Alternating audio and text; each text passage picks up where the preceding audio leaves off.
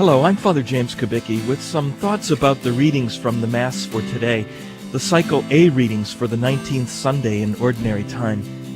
In the first reading from the first book of Kings, chapter 19, we have the wonderful story of how the prophet Elijah, on the run from evil people who wanted to kill him, went to Mount Horeb.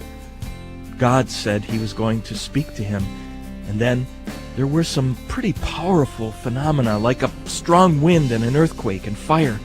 Elijah must have thought, God is surely present in these ways because the Spirit of God often came like a wind and God revealed himself to Moses in a burning bush. But God wasn't there in those ways. He came instead as a tiny whispering sound. There are two lessons here. One, to expect God to do unexpected things in your life. And two, to make sure that you schedule quiet time to listen for the tiny whispering sound of God's voice.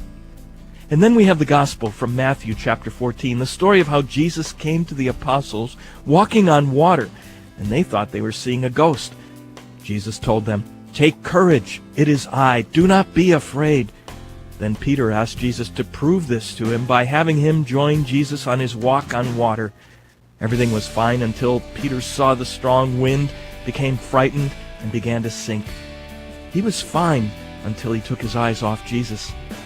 Then Jesus challenged Peter, the other disciples, and us as well, to have faith. Faith isn't something you have once and for all. It's a gift that has to be exercised so that it will stay alive and grow. It's a gift that will be yours if you keep your eyes glued on Jesus, turning to him in every need.